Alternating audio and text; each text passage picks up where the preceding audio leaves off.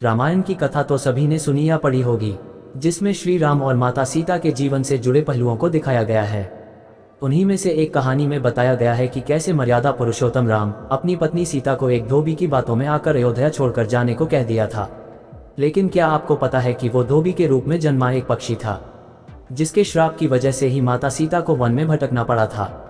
जी हाँ, आपने सही सुना, माता सीता को श्राप मिला था। आज हम आपको बताएंगे कि देवी सीता को किस पाप की सजा मिली जो उन्हें वन वन भटकना पड़ा। मिथिला नगरी में जनक राजवंश राज करता था। उन्हीं में से एक राजा क्षीरध्वज थे। एक बार यज्ञ के लिए वो जमीन जोत रहे थे। उसी समय वहां से एक छोटी कन्या निकलती है। इस सुंदर कन्या को देखकर राजा को बहुत खुशी हुई। उन्होंने उस कन्या को अपनी पुत्री बना लिया। उसका नाम सीता रखा। एक दिन सीता अपनी सहेलियों के साथ बगीचे में खेल रही थीं। वहां उन्हें एक तोते का जोड़ा दिखाई दिया जो बहुत ही खूबसूरत था।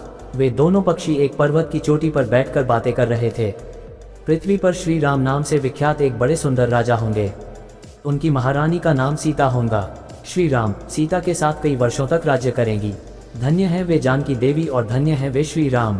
तोते की ऐसी बातें सुनकर सीता ने सोचा कि ये दोनों तो मेरे ही बारे में बातें कह रहे हैं। इन्हें पकड़कर मैं इनसे अपने जीवन से जुड़ी सारी बातें पूछ सकती हूँ। इसीलिए उन्होंने अपनी सहेलियों से उन दोनों पक्षियों को पकड़कर लाने को कहा। उनकी सहेलियां उस पर्वत पर गईं और दोनों पक्षियों को पकड़कर ले आईं। माता सीता उन पक्षियों से कहती हैं कि तुम दोनों बहुत सुंदर हो, देखो, डरो नहीं, मैं तुम्हें कोई नुकसान नहीं पहुंचाऊंगी। तुम बस मुझे ये बताओ कि तुम कौन हो और कहां से आए हो। राम कौन है और सीता कौन है, तुम्हें उनके बारे में कैसे पता है। माता सीता के पूछने पर दोनों पक्षी बताते हैं कि एक बहुत विख्यात महर्षि वाल्मीकि हैं। हम दोनों उन्हीं के आश्रम में रहते हैं। महर्षि ने रामायण नाम का एक ग्रंथ लिखा है, जिसका पाठ उन्होंने अपने शिष्यों को भी कराया है।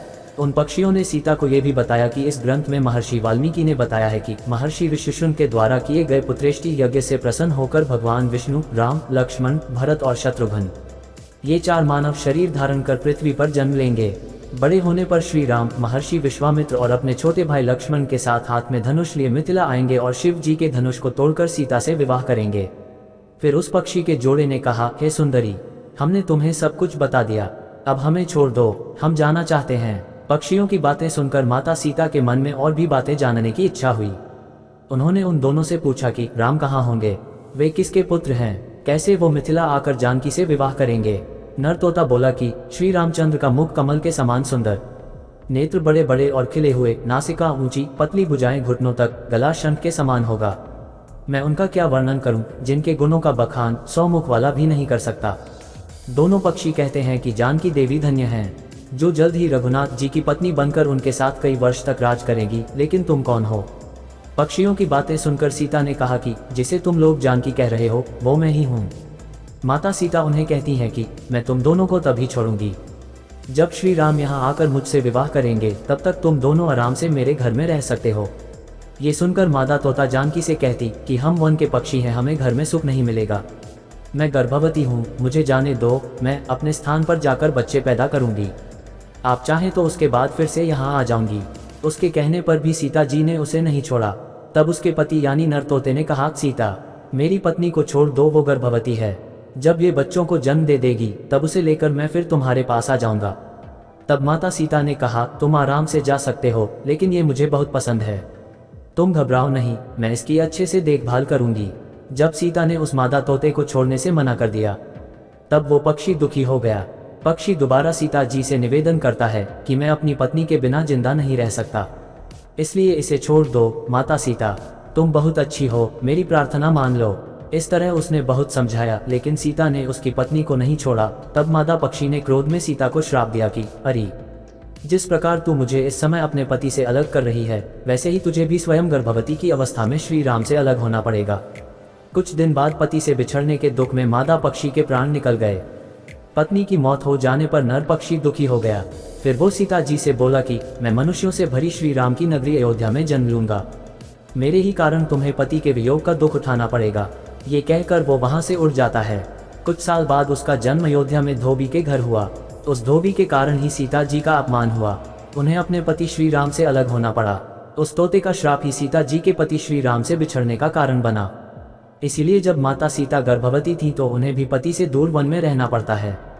आपने अक्सर लोगों को कहते सुना होगा कि हमें हमारे कर्मों का फल हमें यही मिलता है। इस कहानी से ये बात सिद्ध भी हो जाती है कि कर्म के फल से कोई भी नहीं बच सकता, फिर चाहे वो भगवान राम हो या सीता। सभी को अपने कर्मों को फल भोगना पड़ता है। तब वो पक्षी दुखी हो गया। पक्षी दोबारा सीता जी से निवेदन करता है कि मैं अपनी पत्नी के बिना जिंदा नहीं रह सकता, इसलिए इसे छोड़ दो। माता सीता, तुम बहुत अच्छी हो, मेरी प्रार्थना मान लो।